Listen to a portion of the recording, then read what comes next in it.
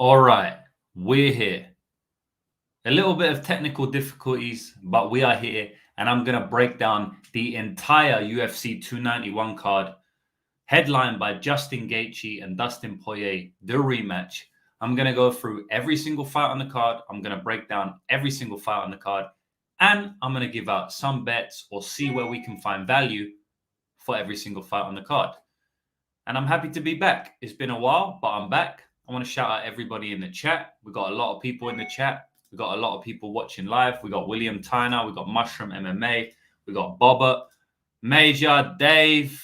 We got a lot of people here. Daz Files, my man, Ozjam, Sujat Picks. We got a lot of people in here. Mushroom saying, I got technical difficulties, which is a lot better than testicle difficulties. No one likes testicular difficulty. We don't have none of that, bro. It's all working, and we're about to make some money. So, yeah, let's go, man. Time to make some money, like everybody says. Without further ado, we're going to get straight in the card. And you already know me. My name is James Blissett, professional gambler and founder of Lucrative MMA, which is my handicapping service where I help people make money from betting on MMA. And today, I'm going to be breaking down this whole card. So the first fight of the night is Matt Semmelsberger versus Uros Medic. And I'm going to share my screen up here so you can see exactly what I'm looking at, and we can basically look at this together. The first fight of the night is a decent fight of the night. Like, this is a banger. And oftentimes you'll see the UFC, they will pop the first fight of the night, they'll make it a banger, right? They don't always do it, so I'm not sure whether they are trying to do it on purpose. I lean that they are. They'll also do it with oftentimes the fight before the main card and then the first fight of the main card. They'll try and make those bangers. Obviously, the first fight of the night sets off the night, so they want it to be a really good fight. The fight just before the main card, it entices people to buy the pay-per-view when it's a pay-per-view, because oftentimes they'll give the prelims for free, but you have to pay for the main card, so it entices people to watch if it's a banger. And then the main card, they want to just kick it off with a banger. You've already paid your money. They want you to see a great fight. So what do? They put on a banger of a fight, and we get that quite often. So this fight, I think they've done that here. Matthew Semmelsberger versus Uros Medic. It's a good fight, man. It's definitely a good fight. Both fighters are primarily strikers. Both fighters are going to come in here to bang. Both fighters won't shy away from the fight, you know. Even in Uros Medic's last fight where he won against Omar Morales, he didn't shy away from that fight, even though the fight before he got finished by Jalen Turner. You know, so oftentimes what we see is when fighters get hurt or get finished or get submitted or get knocked out, the next, you know, for the first time in their career, with that being said, this was the first time in his career he had even lost a fight, let alone been finished.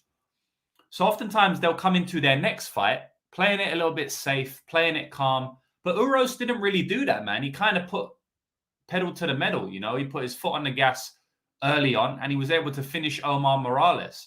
Now, I think that's a decent win. You know, I know a lot of people think Omar Morales is completely washed and lost it now because he's lost a few fights in a row. Billy Quarantillo, Uros Medic, Chris Duncan. I will say that, yeah, he probably is not as good as he once was, maybe. But I'll also just say that he's a decent fighter, and he just came up against better fighters. You know, the Chris Duncan one was not a great look, but Medic, in my opinion, Medic is just a better fighter than him. And even if they fought 3 years ago, Medic probably would have still beat him. And I think Medic was definitely underrated because of that loss to Jalen Turner, who, as we know, can finish anybody, especially early. So I don't think that's a massive knock on Uros Medic, taking his first loss of his career against Jalen Turner. And if we go back and watch Medic's career, which I did, you know, in preparation for this fight, he gets a lot of early knockouts. He seems like he has that a lot of power. He seems like he has dynamic power as well, like he'll hit flying knees and stuff like that. But he hadn't came up against major adversity. There was one fight where he was getting taken down, quite a lot of adversity, to be honest. He still finished it. But, you know, like he didn't come up against major adversity until he fought Jalen Turner, and then he crumbled at that adversity, which, in my opinion, is not a terrible look because he hadn't really been prepared for that adversity, right? He hadn't fought anybody as big, as tall as Jalen Turner, who was on the level of Jalen Turner. So him losing that fight, I don't take too much away from him, although the market did, because he came against Morales as, I believe he was like an underdog.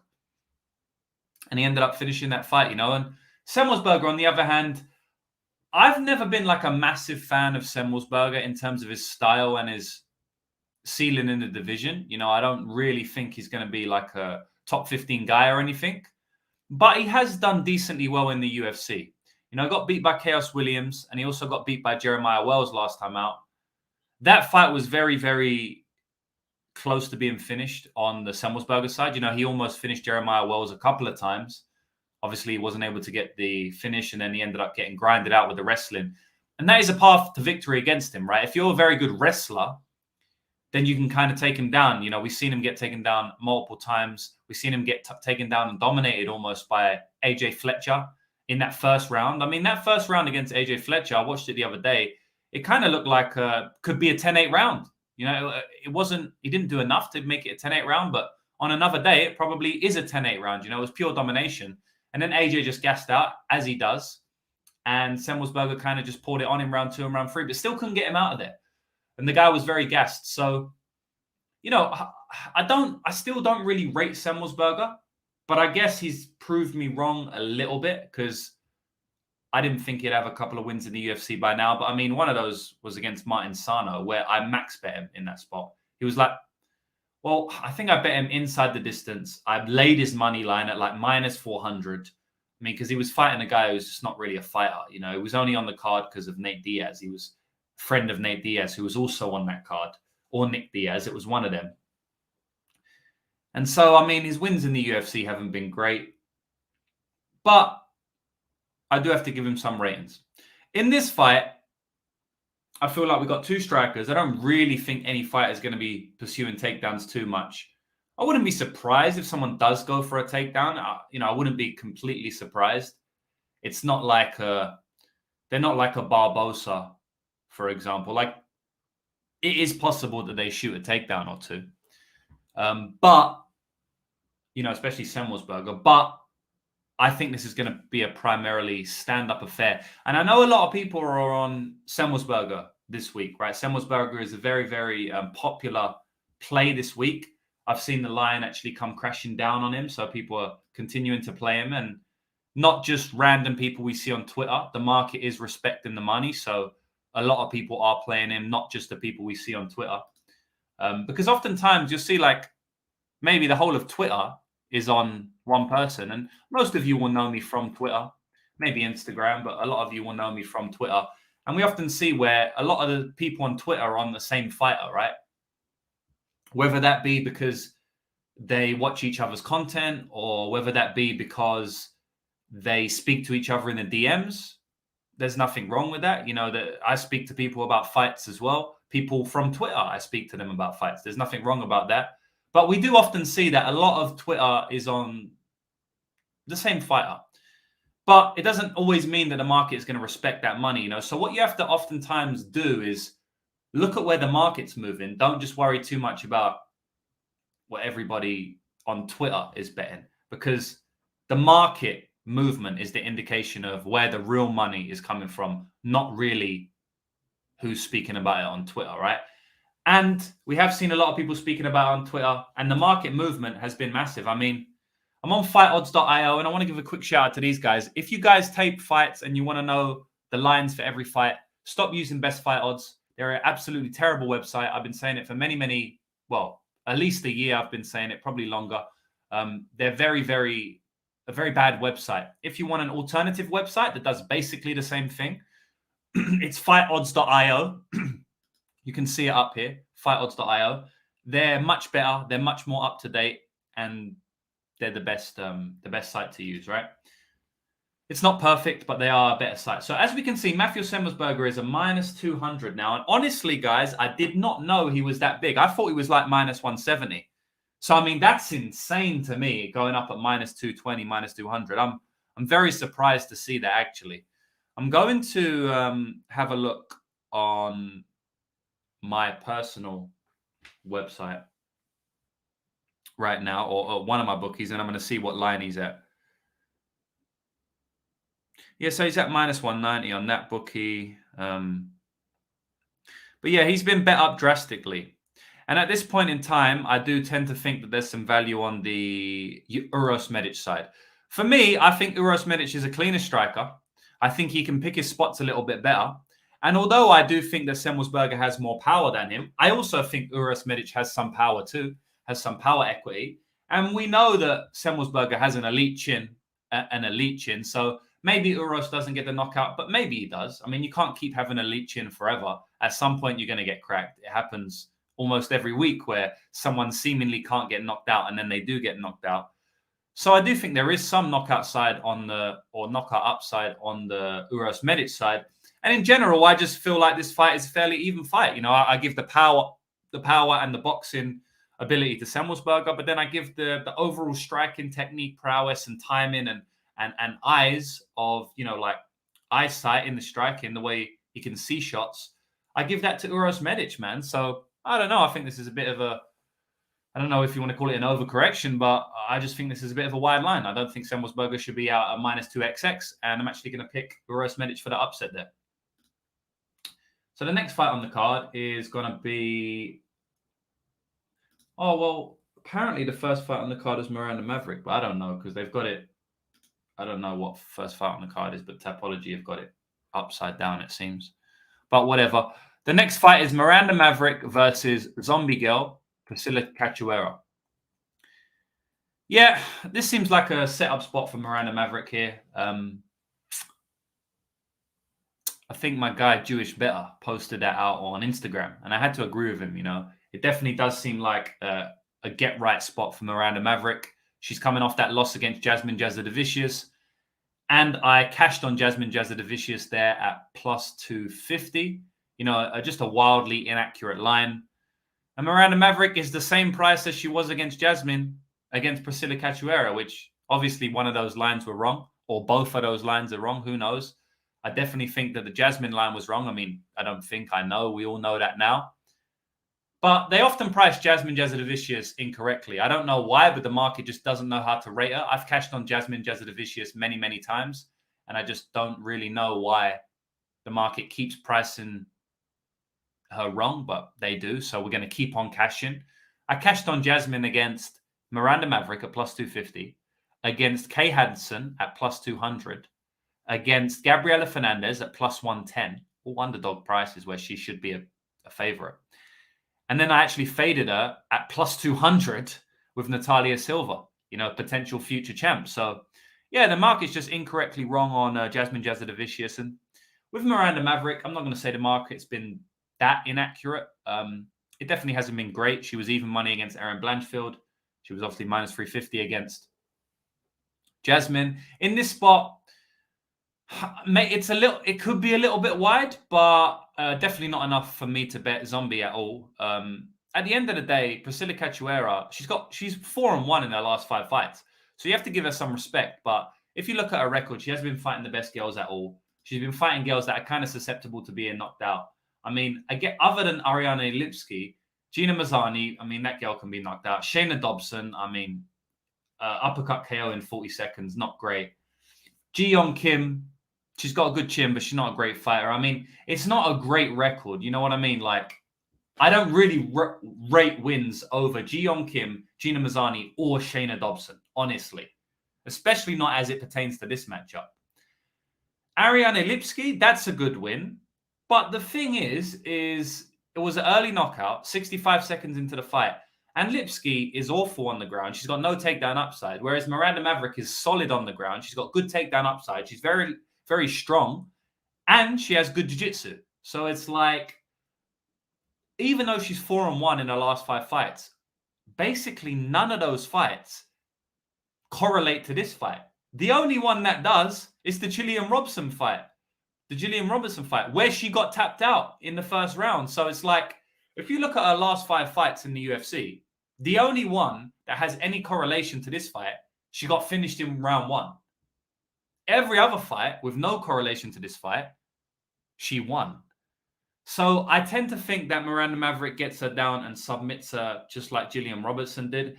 I will say that there is some faults out there that Priscilla has absolutely nothing on the ground. She's completely terrible. She just insta-taps when she gets to the mat. And I don't really know where that comes from because she's been finished and dominated on the mat by Valentina Shevchenko back in the day. and she got put in a deep arm by Molly McCann. I mean, and then she got tapped out by Gillian Robertson, one of the best submission artists in women's MMA history. I mean, I don't think she's like the worst in the whole world on the ground, and she's so terrible. I do think she has a big deficiency there, but I just I've seen some wilder takes recently about her grappling game. Well, with that being said, like I said, I think Miranda's going to get her down and tap her out. I do believe that. I don't think it's going to be super easy for her. Like, I do believe that she could put up some resistance on the ground. You know, Fubu's asking who did she eye gouge? Well, that was Gillian Robertson. And we talk about resistance on the ground. That is literal resistance, right? She's not just going to go out without a fight. She's going to try and cheat. She's going to grab your eye.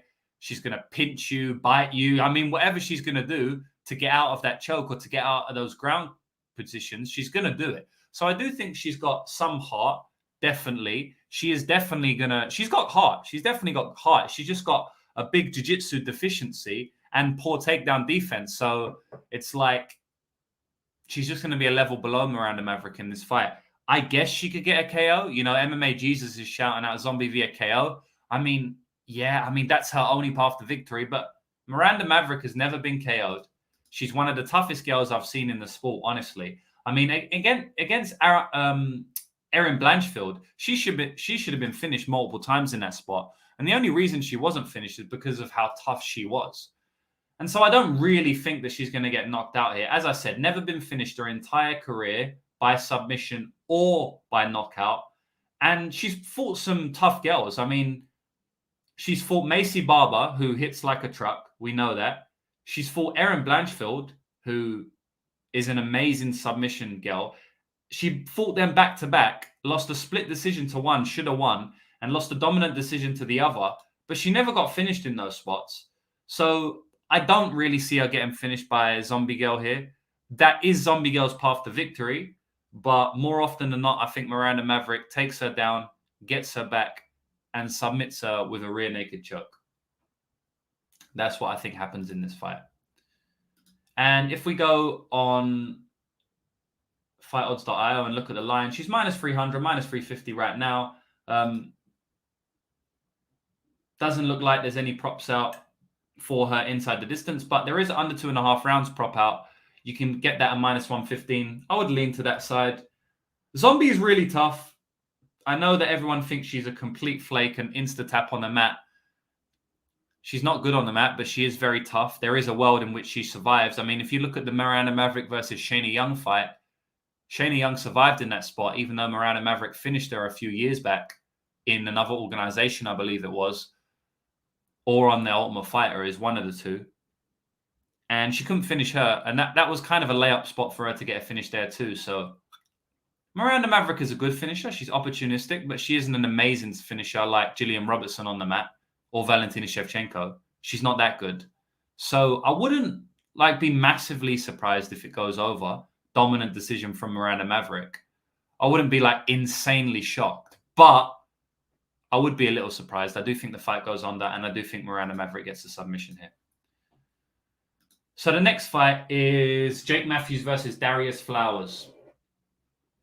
To be honest, guys, I haven't taped this fight. And one of the things I wanted to say before I come on here was that I haven't taped every single fight on this card.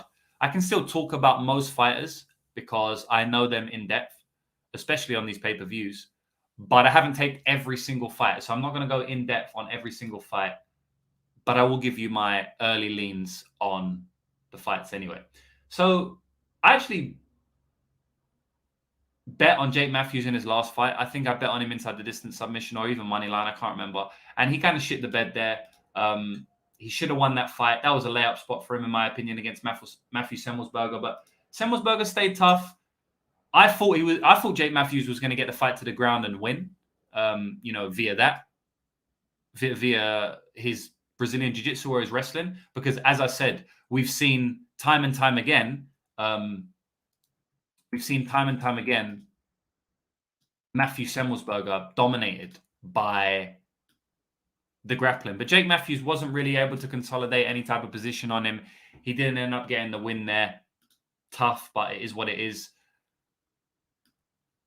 I think he might be being a little bit overrated in this spot. If we just check the money lines right now, where is he at? Because I know he's a decent sized favorite. Yeah, so like he's minus 300. And I know Darius Flowers is unproven. I know Darius Flowers is just coming off the Contender Series. Oftentimes you like to fade the Contender Series, but I don't know, man. Like Matthews can be cracked. He can be hurt. We've seen that in a Semmelsberger fight, literally the last time out. And he can be taken down. And I do think Darius Flowers has some power on the feet. I do think he has some takedown upside. I don't know, man. I don't really see how Matthews can be minus 300 in this spot. Do you? Like, how will you make him? I know, like, he's the much more experienced guy. He has the much better technicality when it comes to the striking, when it comes to the takedowns even. But Flowers is a big dude. He's a tough dude. Yeah, man. I just, this line is wide. This line is wide, man. This line is wide. I don't see how you can make it minus 300. It's a massive, massive price to cover, guys. We have to understand that minus 300 is a massive price to cover in MMA. And by the way, he's minus 370 on Sportsbet, apparently. Minus 320 on a lot of books. You know, minus 350 on a lot of books. So minus 300 is about the best price you can get on him. So I don't know, man. Like, I'm not sure I'm going to play it. Like, I don't have a massive confidence in my read at the moment. Obviously, I need to go back and do a lot more tape. I did watch the Matthew Semmelsberger fight for Jake Matthews, obviously, when I taped Matthew Semmelsberger, but I haven't watched any other fights of them. But yeah, man, I don't know. We'll see. I might end up playing the dog in this spot, but I guess over the next couple of days, I will write up my breakdowns, or later today, I'm probably going to write up my breakdown for the Elite Zone on my website. And if you haven't joined the Elite Zone on my website, it's the best MMA betting website in the world at the moment, bar none, easily. I give full card breakdowns for every single fight on the card, like I'm doing now, for every major organization every week. And this is post-tape, so like this is my proper thoughts. Some of these fights I'm breaking down now is pre-tape. Every single fight on the card for Bellator, UFC, and PFL. And then I also give out my regional scene betting tips. We just won 4 units on Cage Warriors last week. So I give out all of those regional scene betting tips, LFA, Cage Warriors, One Championship, all of that stuff. And I've got sports betting training courses, over 3 hours worth of content teaching you how to be a better gambler. And I give out my degenerate parlays, my long shot prop bets, which we hit regularly.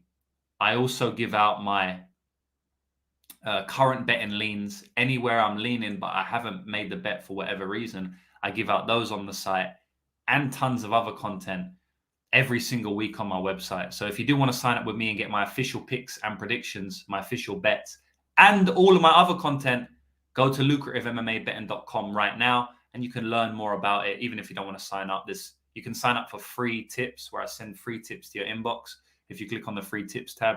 So there's many stuff on my website. You can basically read more about me. And I will be writing down the breakdowns later today after I've done tape, giving my final thoughts. But at the moment, my thoughts as they stand, definitely leaning more to the Darius Flowers side, just because of the insane line. If this was minus 110 apiece, I would easily pick Jake Matthews. But where it is now, I definitely like Flowers' side a little bit more. The next fight is CJ Vergara versus Vinicius Salvador.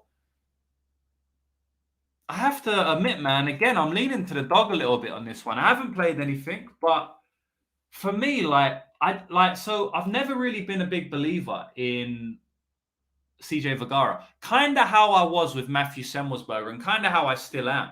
I've never really been a big believer in his skill set, but also like Semmelsberger, he has surprised me a little bit, you know, because I bet against him in the Ode Osborne fight, and obviously he lost that fight, so I cashed my bet. But he impressed me because he came on strong in that third round. He didn't go down. I thought Ode was going to knock him out. But I do think CJ's improved a lot. I do think he's improved from the regional scene. I do think he's getting better. He's 32 years old, but I do think he's getting better. I mean, if you go back and watch his fight against Jacob Silva, who's not a good fighter, 6-4 at the time, he's not a good fighter. That was a bad fight. He did end up winning it, but he got dropped multiple times in that fight. He got hurt multiple times. It wasn't a good showing at all. And then, he's been choked out here in the first round, under a minute there. He got a draw against a 1-3 guy. I just wasn't really rating him on the regional scene too much. But he obviously got that quick knockout against Bruno Correa. And then, honestly, he surprised me in the Ode Osbourne fight. He fought pretty well. That's why I didn't bet against him in the Cledson Rodriguez fight, even though Cledson was a massive favorite. I probably wouldn't have bet that anyway. But he definitely impressed me massively in that fight. In the Tatsuro Taira fight, I thought that was going to happen. I'm pretty sure I bet on Taira inside the distance or submission there.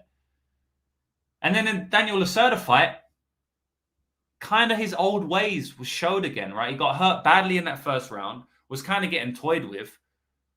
I thought he was going to be finished multiple times. I had the under 1.5 rounds in that spot. And I'm pretty sure I even bet Daniel Lacerda round 1 at like plus 1,000 or something crazy. Because he was a massive favorite in that spot. He's minus 300. Right. And I don't think that wasn't a good performance. He got hurt badly, almost finished. On another day, that fight probably gets finished. Run because he was running away, which is fine in the octagon. You have to do what you have to do. And he did what he had to do.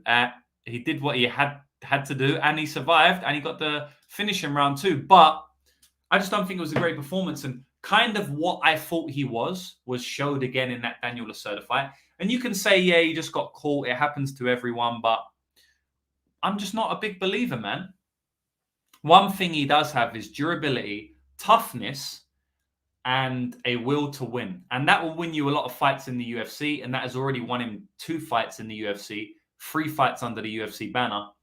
But he's coming up against Vinicius Salvador. And I don't think Vinicius Salvador is great either. But what I do think he has is power in his hands, an ability to dig deep, because he did that in the Victor Altamirano fight. The way he fights, and you kind of would think that he might gas out after round 1 or 2, but he didn't really gas too hard in the Altamirano fight, and Altamirano, and he carried on pushing, and he definitely lost, but it was a close fight. It wasn't a complete blowout. In the Shannon Ross fight, it looked like he was gassing out. So I kind of thought that Victor might gas him out, but he didn't. So I definitely give him some upside for that, at least. And on top of that, he's got very good power in his hands. He can pick his shots well. He fights in the pocket quite well. And he's not gonna quit at the first sign of adversity. He has been finished multiple times, but I don't think he's just gonna quit at the first sign of adversity. I do think he can match CJ Vergara in some aspects of the fight here for sure. And I have to side with the dog again. At plus 140, I think he is the side. I don't really think Vergara should be at minus 170. I don't really think he should be at minus 170, guys. I think this line should be a bit closer. Me personally, I'd make this closer to a pick 'em. Maybe CJ minus 125 because of the cardio, durability, and just will to win upside. But in terms of the striking, I think Vinicius is probably a better striker. Maybe. It's close. Depends how they implement the striking as well. But I do think he's got cleaner hands, and I think he's got more power. And I don't think he's going to cardio death, although he might get tired and he might get gassed out and he might get finished. But I don't just see him cardio deathing instantly. So with all that on the Vinicius Salvador side, I have to side with him at plus 140. I have to say he's the side. He should probably be about plus 120 or something, not plus 140. If that, and the thing is, the fight could play out where he knocks CJ down multiple times because CJ is kind of like a punching bag, as we've seen in the Ode Osbourne fight and in the Daniel Lacerda fight, and even in the Cledson Rodriguez fight. He got hurt in that fight multiple times. If it turns out that he gets hurt again, like he has done in most UFC fights, then Vinicius Salvador could look the favorite because he could just win it on big moments, knocking him down and just not gas out.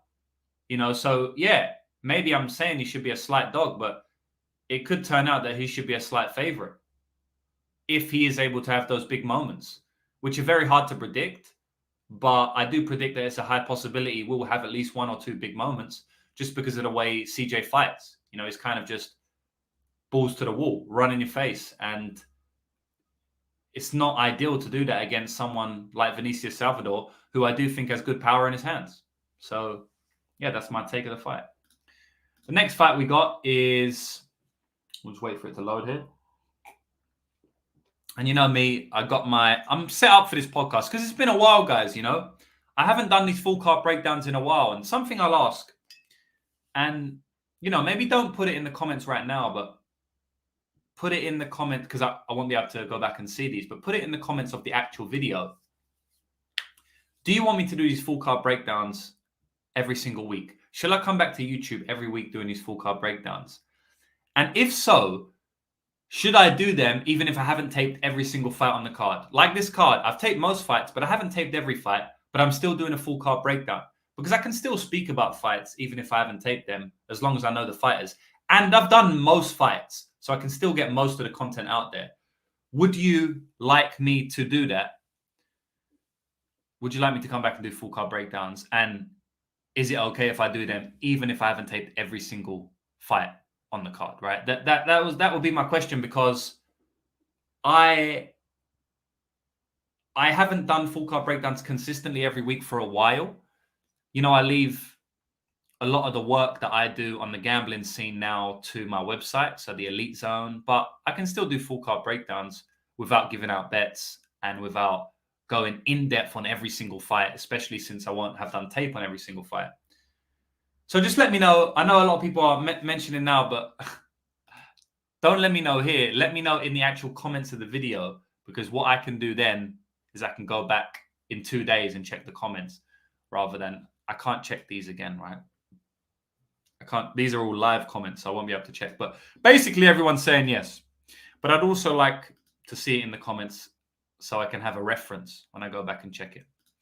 But it seems like most people like the full card breakdown. So, you know, we'll see how it goes. Maybe I'll come back to doing those. We'll see the response on the comments on YouTube, on Twitter, and maybe I'll get back to doing those. It's been a hell of a year, man. It's been a hell of a year. You know, I've been really busy with a lot of stuff this year. And obviously it has shown, because we're up 96 units this year. In 2023, we're up 96 units of profit already with double-digit ROI, 10% ROI. And it's actually been my best year MMA gambling ever. I've never had a year this good. I've already won over $100,000 this year, personally, in profit. And it's actually more than that now. And it's been an amazing year. And I don't want to come back to the YouTube scene and it takes away from that. But this takes me like an hour and a half once a week. It's not that hard. I don't think it will take too much away. And I love doing YouTube at the end of the day. I love speaking to you. I love having chats. So yeah, we'll see. We'll see how it goes anyway. I'll judge the response. But getting back to the video, guys, getting back to the breakdown. We're on the 5th fight of the night. Roman Kopylov versus Claudio Ribeiro. Good fight, good fight. I bet on Kopylov in his last fight at plus 140 underdog against Pereira Soriano. I know the whole world was on Soriano there. Didn't understand why. Obviously, it turned out it was a crazy line. You know, Kopylov, clear favorite, upside there. Soriano's a gas bag. You know, he gasses out after one round. He's a very good fighter, but he gasses out after one round. And we saw that in that fight. You know, Kopylov was able to take him out in round 2 of that fight, I believe it was. He just completely put it on him. Very good striker, Kopylov is, you know, and he's tough. He's tough as well. I know he had that very, very poor showing in his debut against Carl Robertson. But in my opinion, because of that, he's been drastically underrated by the market. I do think the market have kind of... it's leveled off now, and the market have maybe, how can I put it? I don't know if they're judging him correctly or maybe overrating him a little bit now, but he definitely was underrated at some point, because that Carl Roberson fight, it was a bad fight, right? I think I bet on Kopylov in that spot. And you look at it now, minus 110. I mean, if they fought now, you'd favor Kopylov massively. Roberson's not even in the UFC. And maybe, you know, but maybe back then, maybe Roberson did deserve to be the favorite. Roberson beat the hell out of him. I will tell you that now. He beat the hell out of him. But I don't know, man. Like, at the time, I was like, this is a terrible bet from me. But looking back, it's like, man, maybe that was a decent bet betting on Kopylov, you know, because I feel like he beats him most of the time they fight. But maybe in 2019, Roberson was just a different beast. I'd have to go back and look at his record, honestly, to kind of refresh my memory. Roberson's not a good fighter, though, to be honest, guys. But anyway, after that fight, yeah, I believe he was massively underrated because if you go back and you see the next fight was a plus 300 underdog to Albert Duraev. And after watching that fight, yes, Duraev had massive finishing threat on the feet, on the ground, but it seems like that was a wide line easily, right? And then you see that Alessio Di Chirico, minus 110, he should have been a favorite there, but he wasn't, right? So again, that was a wide line. And then Punahele Soriano, he should have been a big favorite there, but he wasn't. So the market has underrated him because of that one performance. And this is something you'll see here a lot, guys. And the Daz Files is saying should include one rant. I'm about to go into my rant now, right?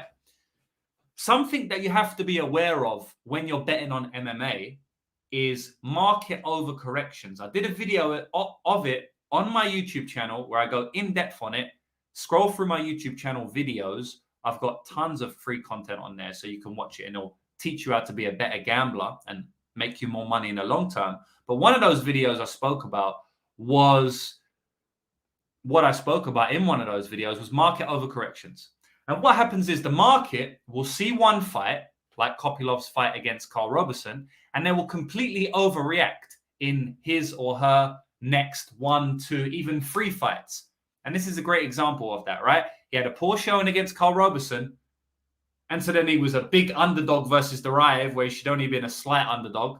Then he was evens against Di Chirico, where he should have been a favorite. And he was an underdog again against Soriano, where he should have been a favorite. Just because of that one fight. It wasn't because of his skill set. Because, by the way, I bet on him against Soriano. And I bet on him against Roberson. So I know that he had a good skill set. It's just that the market overcorrected from one fight.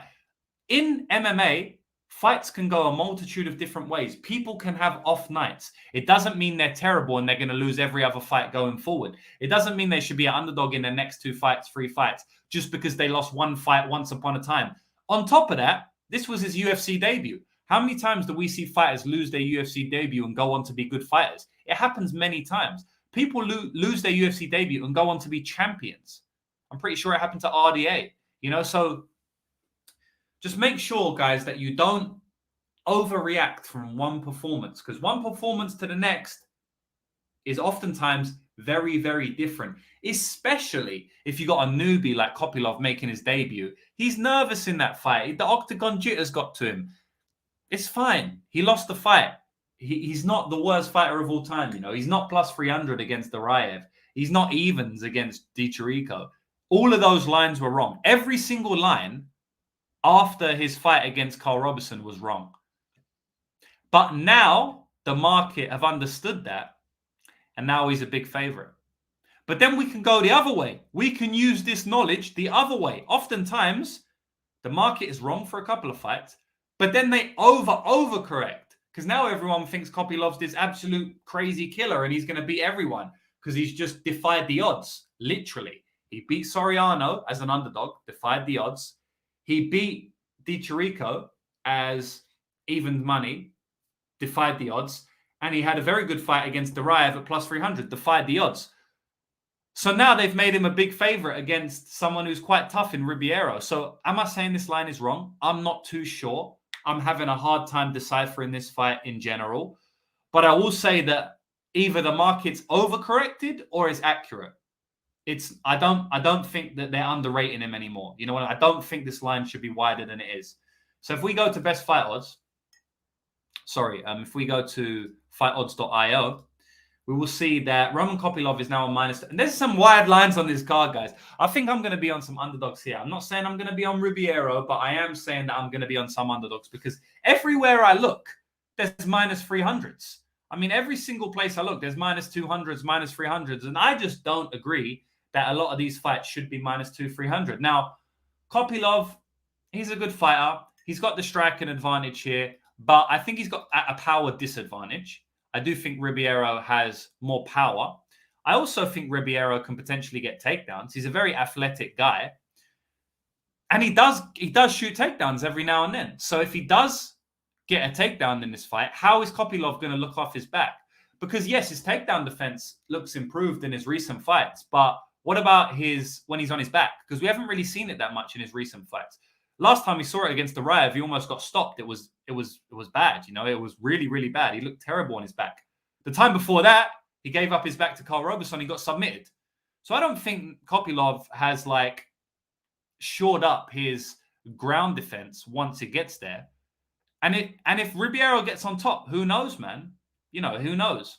In terms of on the feet, yes, I definitely give an advantage for Kopylov, but I also think that Ribeiro can do some damage with the leg kicks. He has very good leg kicks. And I do think that there is a potential that he lands a killer blow on the feet. I mean, Roman kind of does...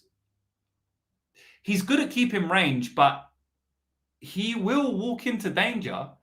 He's not just going to stay on the outside and never go into danger, because Kopylov's not much of a kicker. He will throw kicks, but he's more of a puncher. He's more of a blitz puncher. So if you watch his fights, you'll see he runs into range and he blitzes and he throws like 8 punch combinations, right? Which are really good. But that obviously means he's in boxing range, right? Which is in range to be countered.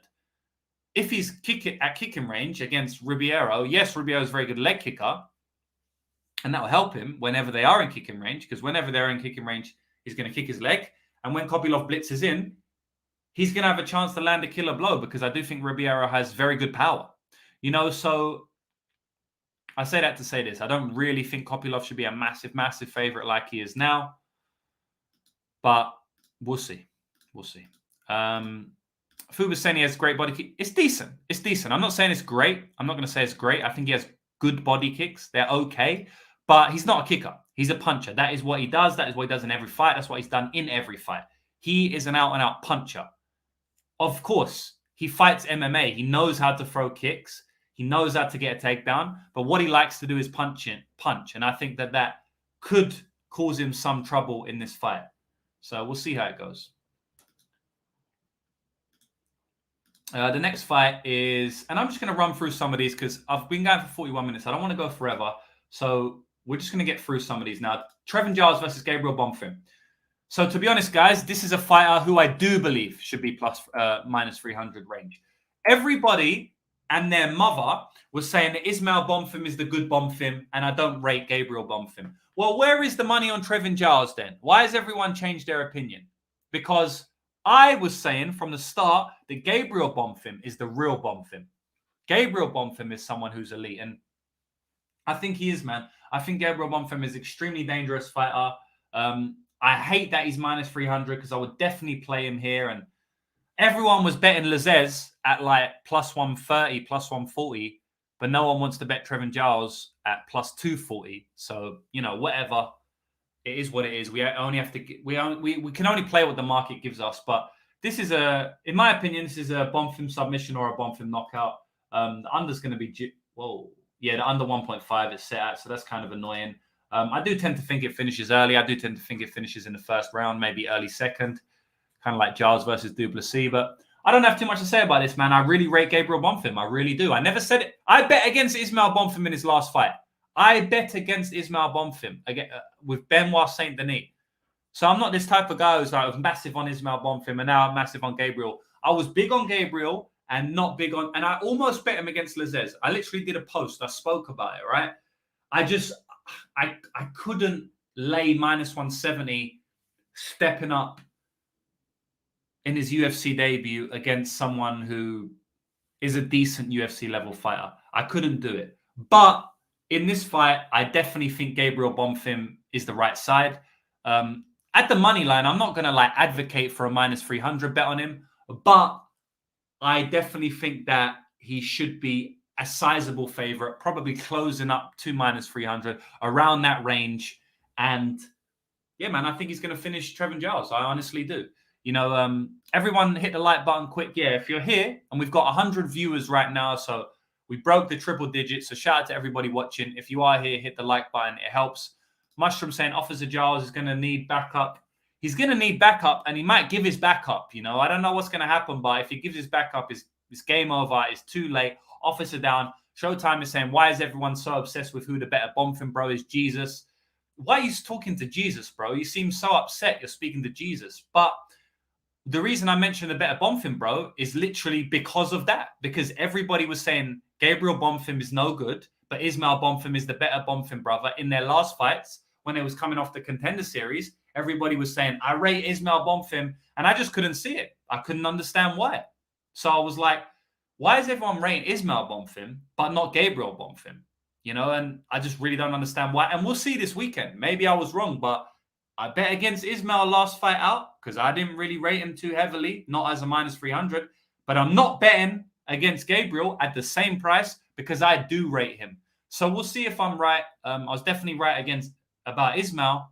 I don't know about Gabriel, but I have a suspicion that Gabriel's going to go on to do big things in the UFC. I think he can be a top 15 fighter. He's just so dangerous. He's an elite boxer, and he hurts you on the feet. And as soon as you shoot in on him, he submits you. That's kind of his MO. He's got a lot of submissions, decent amount of knockouts. Like the video, your mama Luke's. Yeah, man.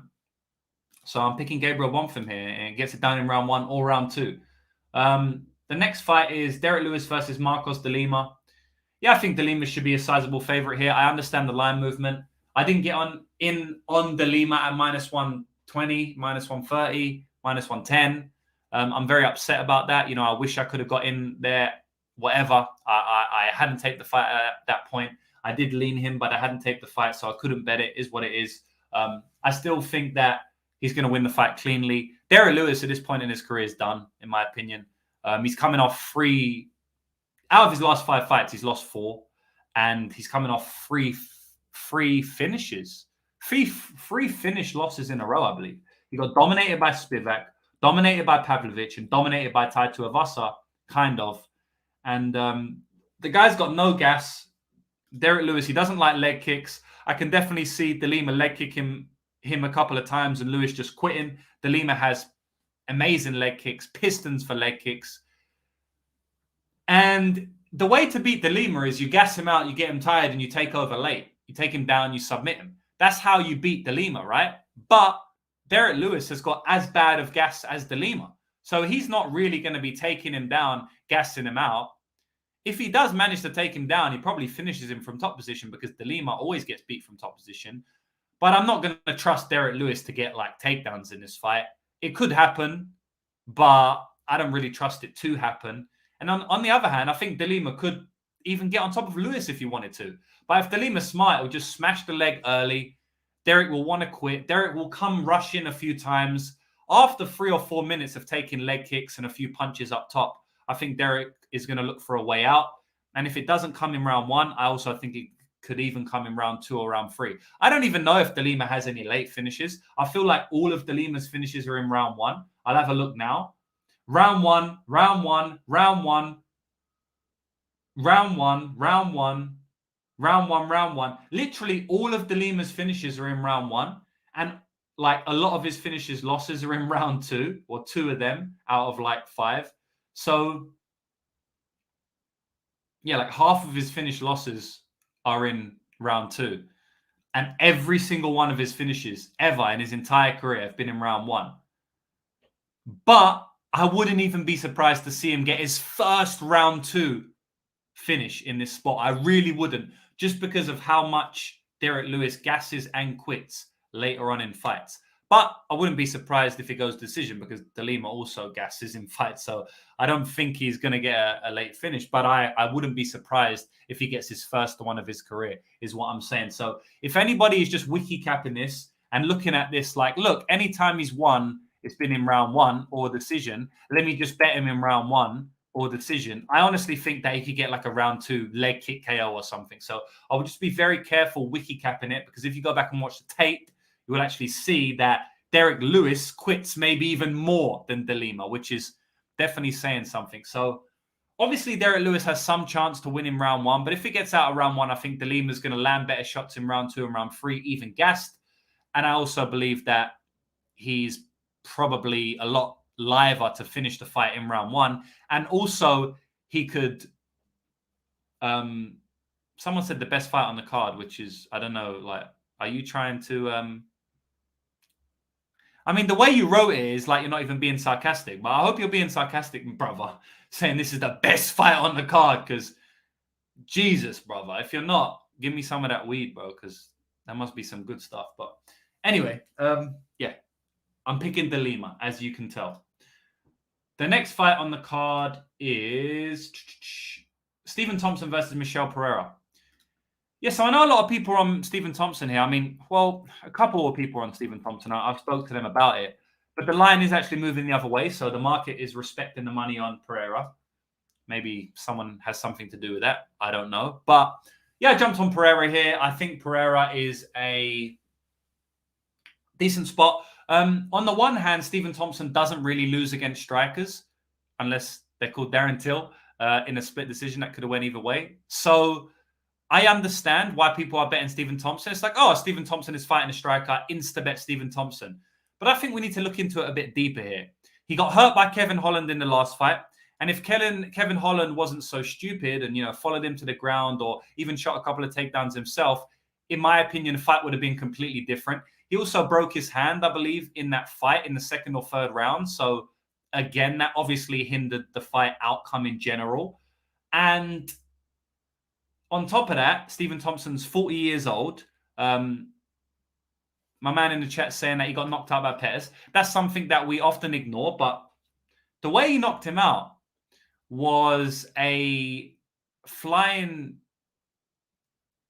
It was a Superman punch off the cage. What does Michel Pereira do all the time? He literally Superman punches off the cage.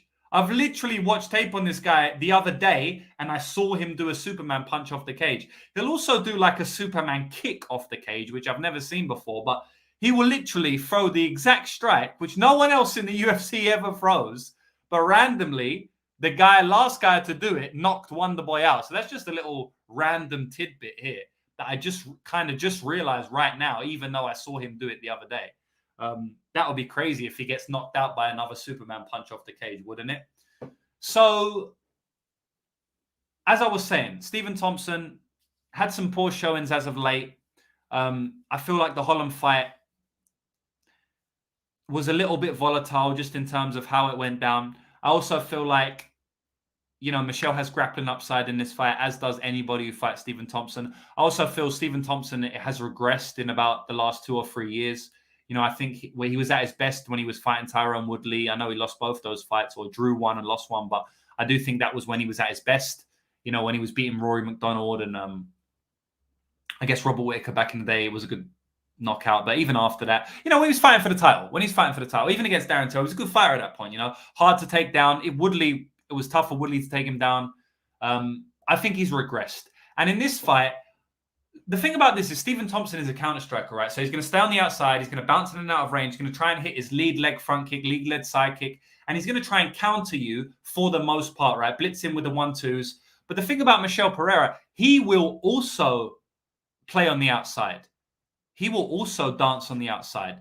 And I think it could be a fact where everyone thinks Stephen Thompson is just going to dominate on the feet and Michel has to get takedowns. I don't actually believe that. I think that, I do favor Stephen Thompson on the feet. Of course I do. But I also believe that it could be a low-paced affair on the outside, on the feet, and no one is really dominating. Like if you go back and watch another striker who fought Stephen Thompson, Darren Till, nothing really happened in that fight because no one really committed. Even in the Woodley fight, I remember Dana White after the Woodley fight saying like, it was one of the worst fights, and now it was slagging off the fight. I think the first fight they had was a great war. But the second fight was kind of boring. And Dana White kind of went at Woodley for that. But that was because Woodley didn't really want to commit too much. And he knew he shouldn't commit because he's a counter striker. So Woodley beat Thompson on the feet. Darren Till beat Thompson on the feet. I think Pereira can beat Thompson on the feet. Everyone thinks Thompson can never lose a fight on the feet. He lost against Woodley on the feet. He got knocked down twice hard. He lost against Darren Till on the feet. Decision. So I don't think it's impossible for Pereira to win on the feet.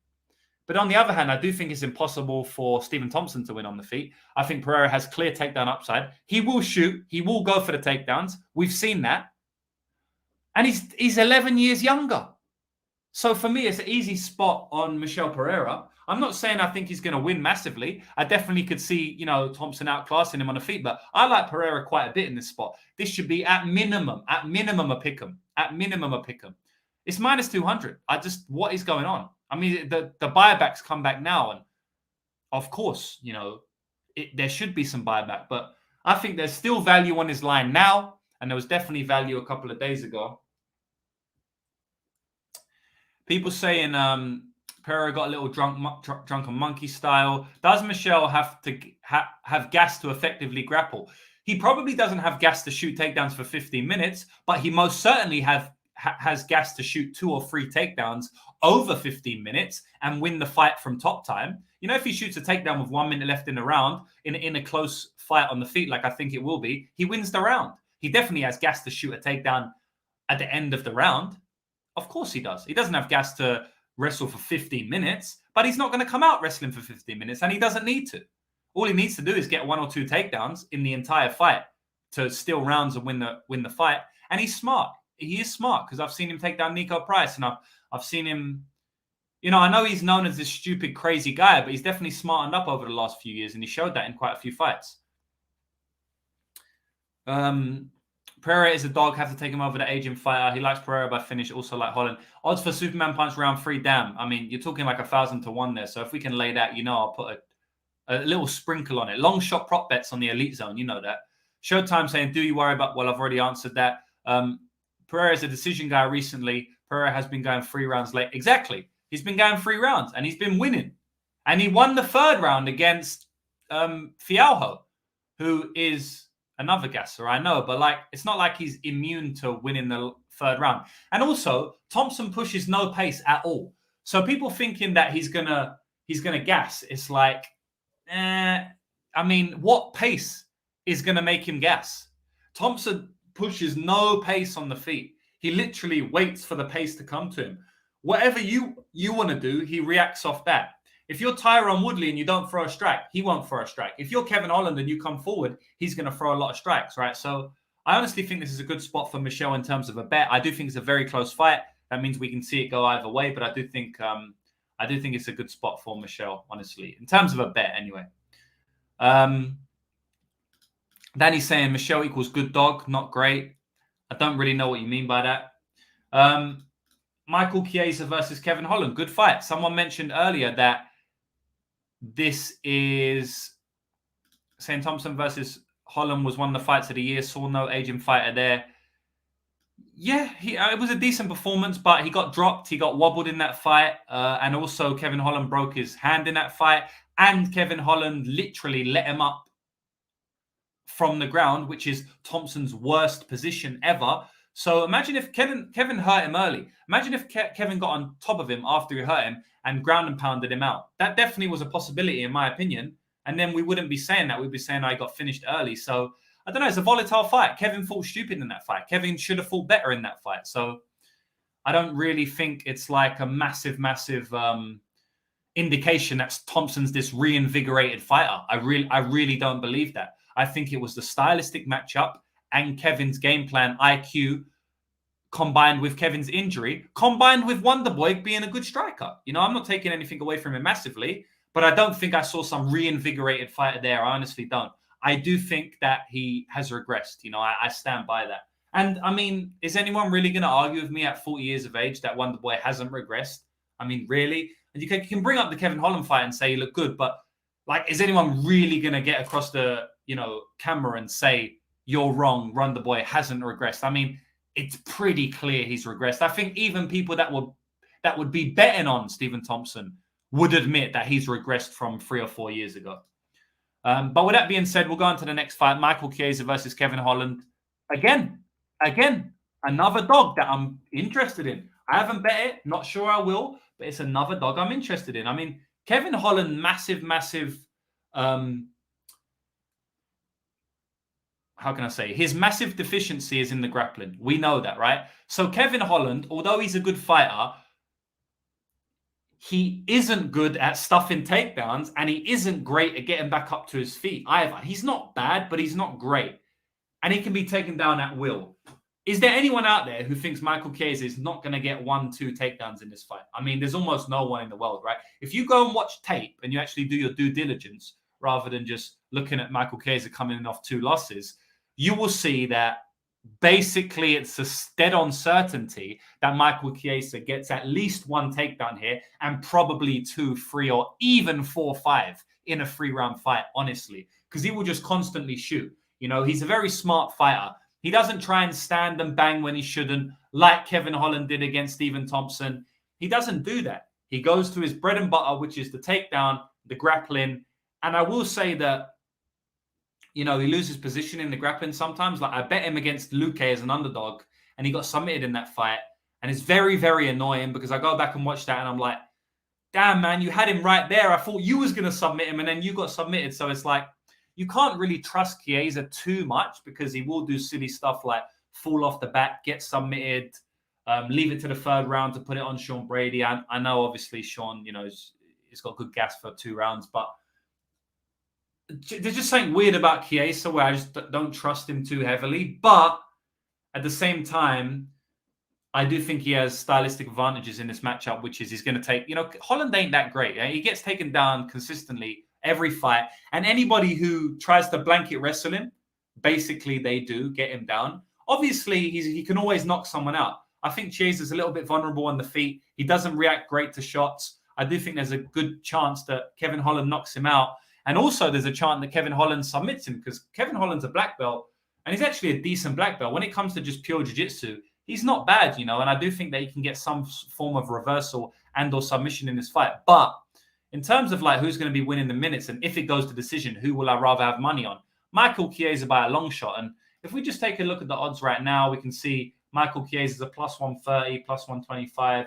It's not bad, guys. I don't know if I'm going to do it. I'm going to pick him because I just think that he's going to get the takedowns here. And it's like Kevin Holland is always a big favorite against these fighters who can get takedowns, like Derek Brunson back in the day. I know Marvin was a big favorite against him, but even Marvin kind of just dominated him for 5 rounds. And I'm not saying Chiesa's Marvin or Derek Brunson, but what I am saying is that he can get them down. He can get Kevin Holland down as much as they did.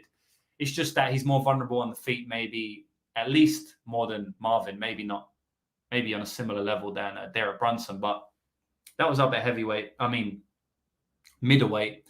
This is obviously at welterweight, so Kevin's stronger at this weight. But yeah, and I know, people saying that the layoff, it's a long layoff and he's 35 years old.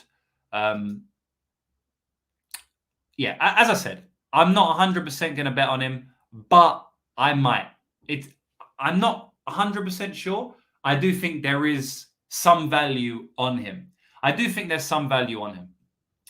So the next fight we have is Tony Ferguson and Bobby Green. Yeah, speak about value. Is there any value on Tony Ferguson at plus 300? You would think that there would be, right? Plus 300 Tony Ferguson. It's not often we see that line against somebody not even ranked. But at this point in his career, he's 39 years old. And by the way, Bobby Green is 36, So Bobby Green is not young himself, but at the end of the day, I can't put my money on Tony Ferguson at this stage of his career. The guy's done. He's got 1 foot out the door. We know that for a fact. I don't have it in me to bet on Tony Ferguson at this stage, even at plus 300. So, look at that, man. He's got 5. I'll just bring up my screen. 5 losses in a row, guys. That's horrific. 5 losses in a row, and he's still in the UFC. Lost against Justin Gaethje, and that was the fight that kind of done him. He lost against Charles Oliveira. He lost against Beneil Dariush, where I had a max bet on Beneil Dariush. He lost against Michael Chandler, knockout. Lost against Nate Diaz, submitted. So, in these 3 fights, all right, he's losing by decision. That fight was a 5th round kind of mercy stoppage. He would have made it to decision, but the referee stopped it because he broke his orbital. But you thought, okay, Tony Ferguson, even though he might be done, he's still tough. But now we've seen him getting submitted, insta-tapped with guillotine chokes. And we've seen him get knocked out 1 punch one kick by Michael Chandler. It's even the durability is going now in the submission defense, in the jiu-jitsu, and in the striking. So something that was his major asset in his whole career was his durability and the way he can just fight through submissions and bad positions, like in a Lando Vannata fight. Even in the Charles Oliveira fight, he got his arm snapped. Even in the Beneil Dariush fight, he got his knee snapped. And, his durability and his heart and his will to win was what won him fights. And now it seems like he's even losing that. So his best attribute now is gone. I think Bobby Green wins, man. Does it go over or under? I honestly don't know. I honestly have no idea if it goes over or under. I'm probably not going to bet it. I would lean maybe under because, like, 2 of his last fights have gone under. 2 of Bobby Green's last fights have gone under. And the under's plus money. So for me, it's just like Bobby Green probably has it in him to knock out Tony Ferguson. I bet Bobby Green via KO in his last fight. Why couldn't he not KO Tony Ferguson here? So I lean under, especially at plus money. But he's also very tough. So, like, I'm not sure that I want to play it. This is a massive pass fight for me, guys. If some prop keeps on growing or some prop is massive, like Green KO comes out at like 700-800 or something, I'll probably bet it. But yeah, other than that, I'll probably pass. So the next fight, and now we're getting to business. We're getting to business is Jan Blachowicz versus Alex Pereira. And this is the co-main event. Good fight. Very hard fight to call. I'm not going to come out here and say, like, I have a massive take on this fight. I believe that if you have a massive take on this fight, you're kind of just forcing it. You don't really have that take. I don't really think that you can watch tape on these guys and then say, oh, yeah, this is a clear side. And I'm never going to, maybe I will, but I'm not going to shame anyone for the most part for having a very strong read, because at the end of the day, it just may be that I haven't got a strong read, but maybe you do. Maybe you see things that I don't. But it's just very hard for me to accept that someone has a strong take on this fight. I mean, we got someone like Alex Pereira who has never fought at the division before. So first of all, we never know how he's going to look. I mean, the guy's massive for middleweight. Looks like he can't even make middleweight. So now he's moving up. Maybe he's going to look even bigger. Maybe he's going to look even better. So already that's massive variance. So if you have a strong read, that read is now hit a roadblock with this massive variance of the weight jump, right? And on top of that, it's lined even. So it's not like you can have a massive read that someone shouldn't be plus 300. It's very harder to have a read at minus 110 than it is at plus 300, right? Because one line is like, yeah, this is a close fight, which it obviously is. And then the other fight is like, this is not a close fight. On top of that, another roadblock in someone having a very confident read is that Pereira is coming back 2, 3, 4 months after a brutal knockout against Israel Adesanya. And now he's fighting someone up a division with decent power in his hands. Nowhere near as much as what they advertise, but still decent power. That's not another massive piece of variance. He's coming in off a brutal knockout. Horrendous knockout. Like, it was unconscious before he hit the ground. It was bad. I mean, even just those things alone, it's like massive volatility is baked into the fight when those 3 things that I've mentioned are true, which they are. So for me, it's a tough fight, man. I'm going to side with Jan because I feel like that. I think Jan is a very underrated striker. I think he's actually an elite striker in the light heavyweight division, which I think people will be surprised to hear because he looks quite poor technically. He looks a little bit stiff, a little bit rigid. He doesn't have the best hand speed or kick speed, but I think he has very good timing.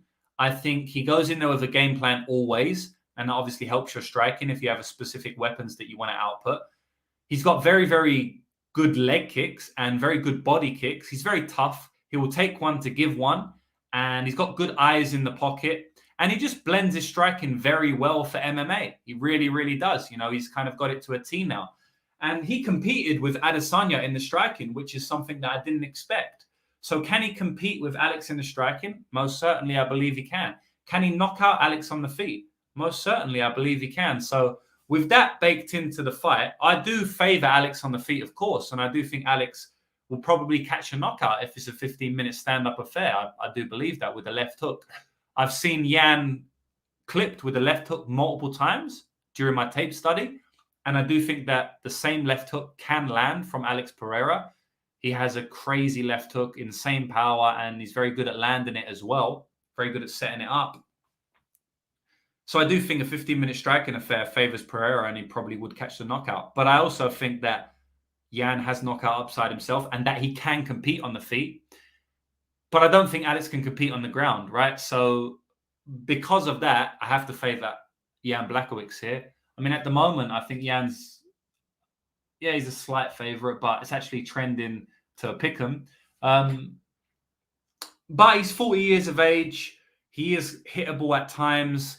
And I have seen him hit a lot with a specific shot that Alex likes to line up with, which is the left hook. So, and I can't guarantee him to shoot takedowns here, right? So, like, I do favour him because he's got more tools, but I don't think he can compete in the striking, whereas Pereira can't compete on the ground. But Jan doesn't really shoot takedowns at a high clip. Who's to say he just goes out there and strikes? He struck with Izzy until the later rounds, for the most part. So who's to say he isn't going to go and strike in this fight? If he strikes in this fight, I'm going to be angry with betting on him at -110.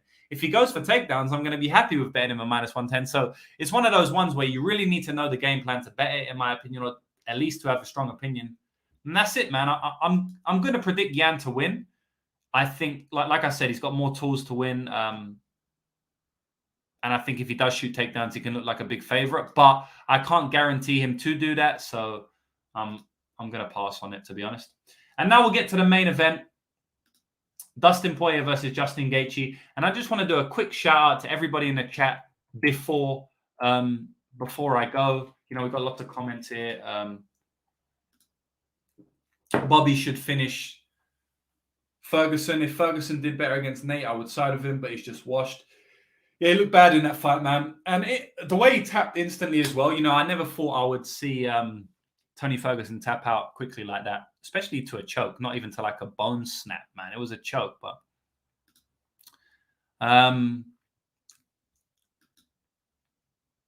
yeah, damn, Jan is 40. Glover didn't help his wrestling against Izzy. There's a quick turnaround for him. Brutal KO, and Izzy shot him with like 3 invisible arrows. That has to be capped in as well, man. You know, how has he recovered from those arrows? I think, there was 3 arrows because it was the trilogy and he shot him 3 times. So we don't know how he's going to come back after those arrow shots, you know. So that's something we have to cap in as well. There's a lot of volatility in this matchup.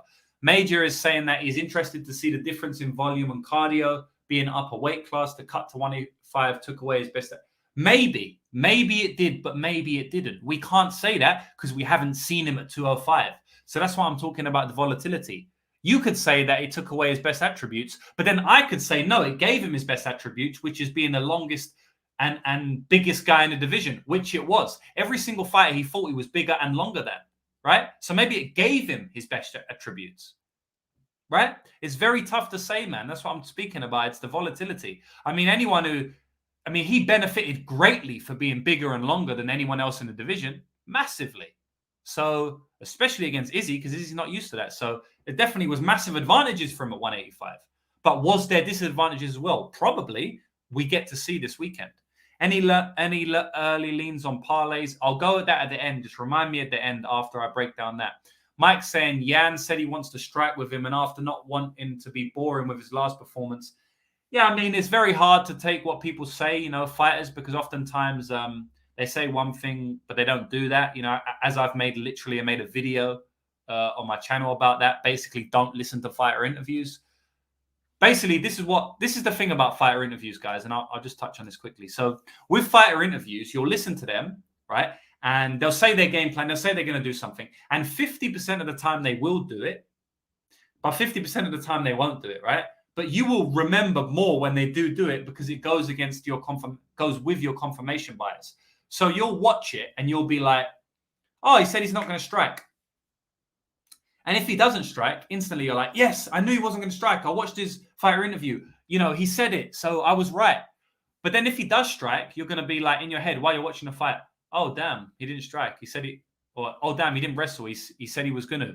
But then you'll kind of just forget about it. It won't be a big thing because you're not confirming anything, right? It's just something that happened. So you don't remember it.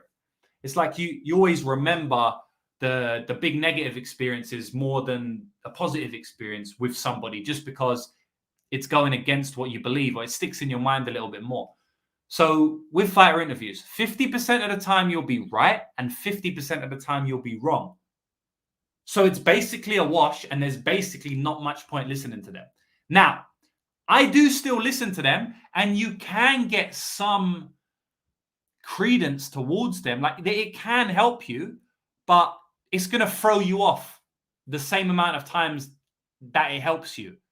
So it's very hard, man. It's very hard to differentiate when someone is telling the truth and someone is not telling the truth. And by the way, they don't even know. Like, they don't even know themselves. So this is why there's even more volatility to fighter interviews and why you should basically ignore them.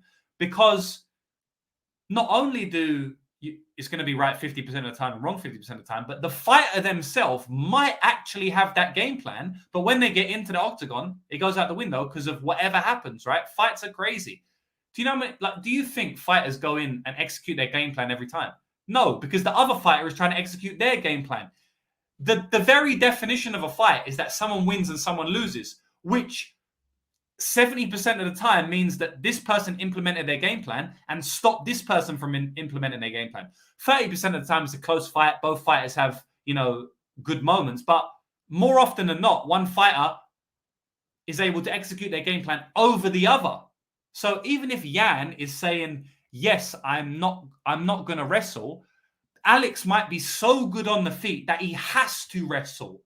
So even if the interview is correct in what he's saying, he still might not be able to do that in the octagon. So that's just another layer of why there's so much volatility when you're listening to fighter interviews.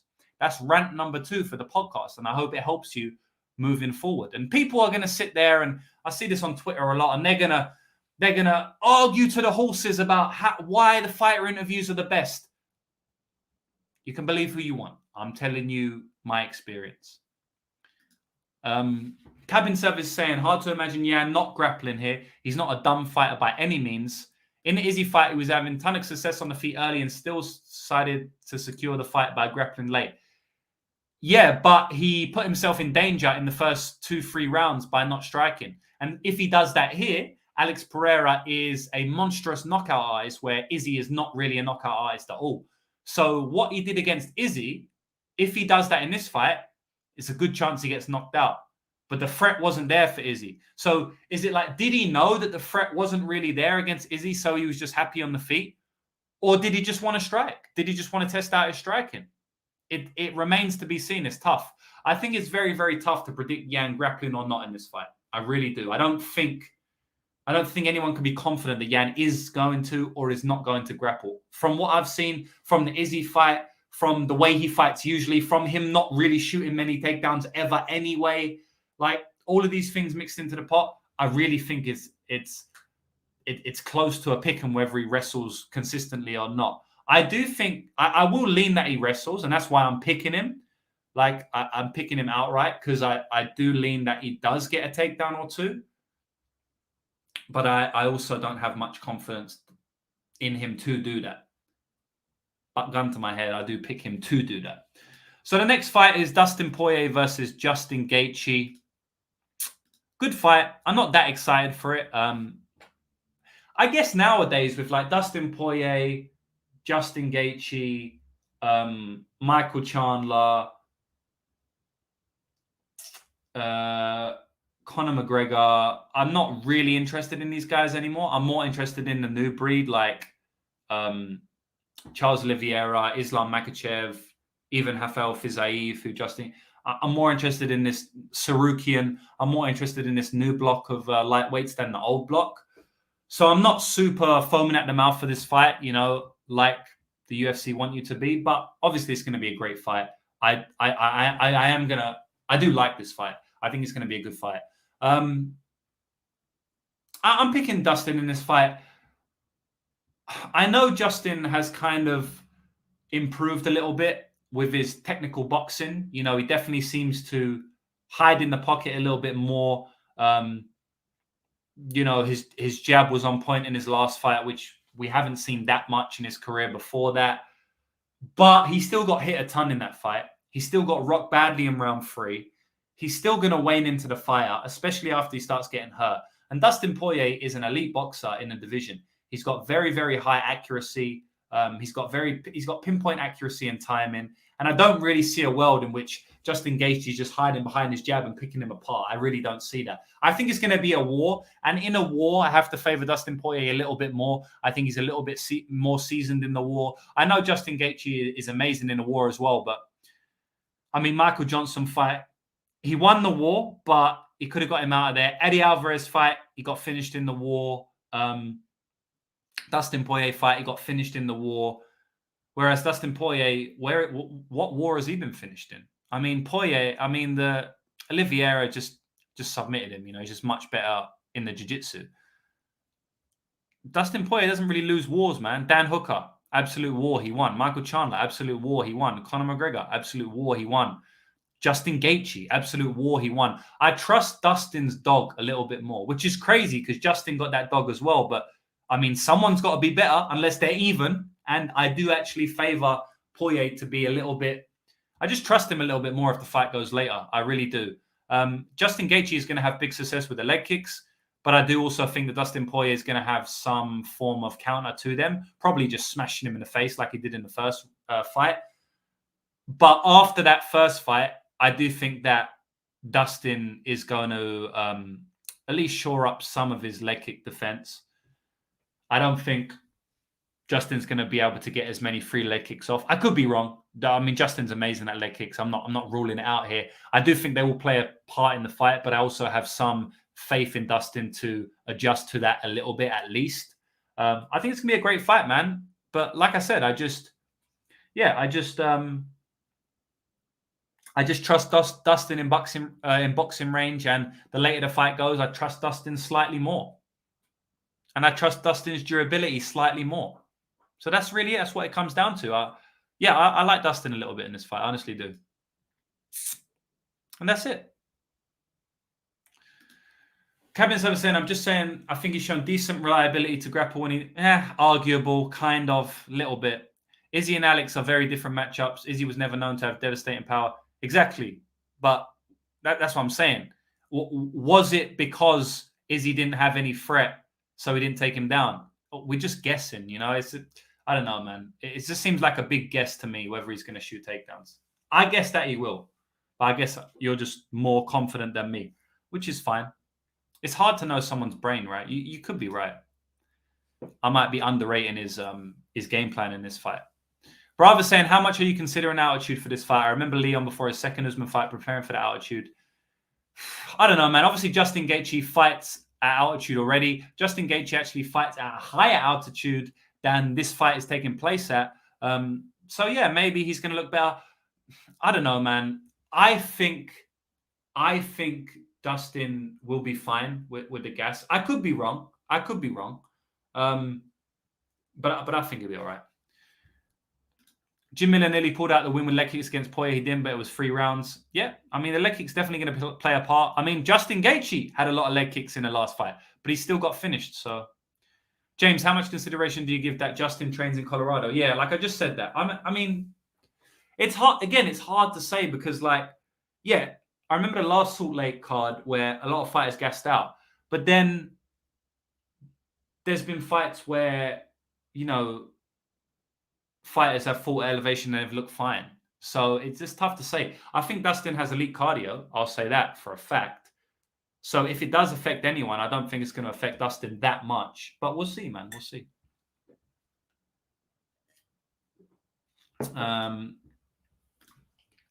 Justin round 4 KO. Our early leans. All right. So that's it, man. That's it. I'm going with Dustin in this fight.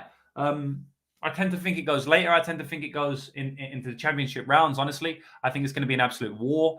Round 4 and round 5, I wouldn't be surprised if it gets there. Yeah, man. I think it's going to be a good fight where it goes over. I honestly do believe that. So, yeah. But it's going to be an absolute barn burner. It's not the type of bet that you would like to make. Like, when I'm betting an over, I don't like it to be for the BMF title. You don't really bet overs in BMF title fights, but maybe if you're me, you do. So I don't know, man. I'm going to look into it. I'm going to look at the lines, the odds, what they give me, and maybe I'll decide to do it. We'll see. And that's it, guys. That's everything. That is done. The whole podcast done. I broke down every single fight on the card. The only fight I didn't take was the Flowers fight. And yeah, hopefully you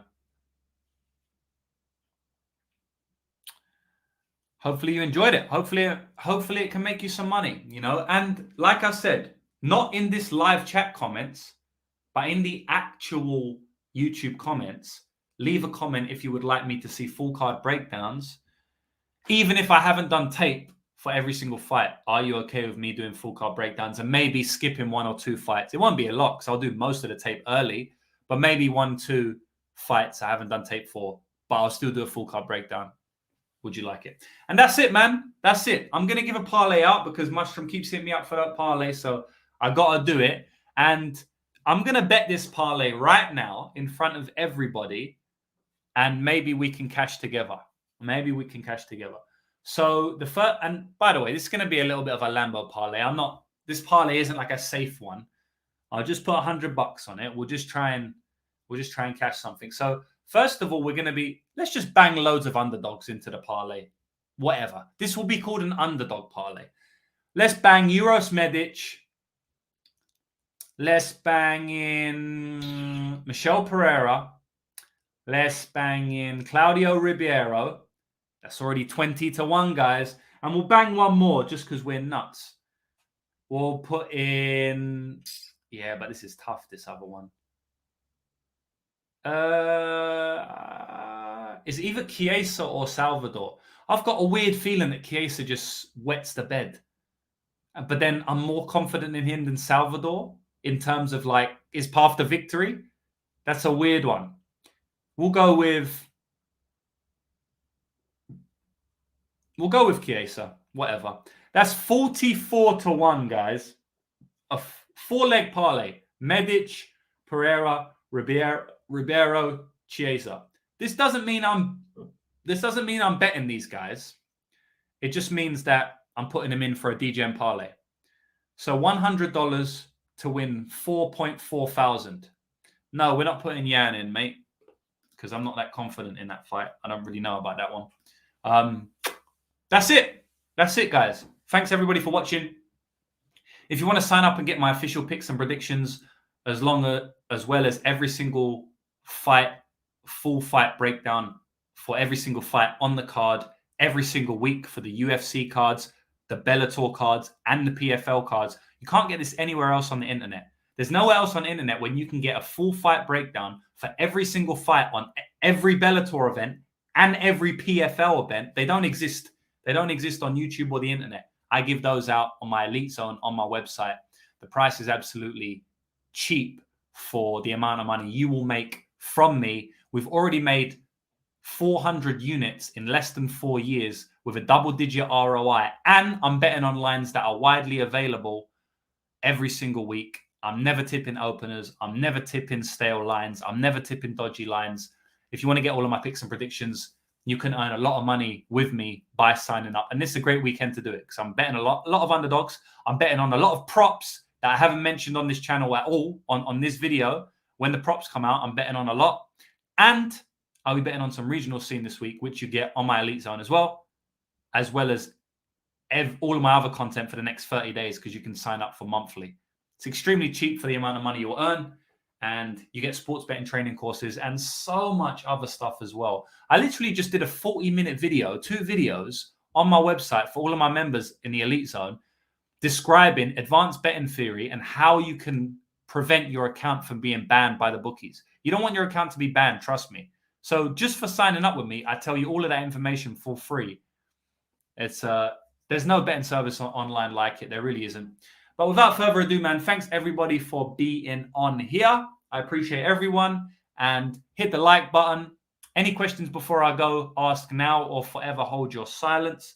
Major saying nice little breakdown. Bobbert saying thanks, James. Thanks for the breakdown.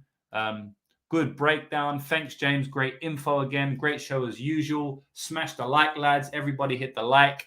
Remember to comment on the video if you want me to do full card breakdowns. James is a beast. Please smash the like. Leave a comment in the comment section. Let's go. Let's go, man. Good luck on your bets this weekend, guys. I'll see you on the other side.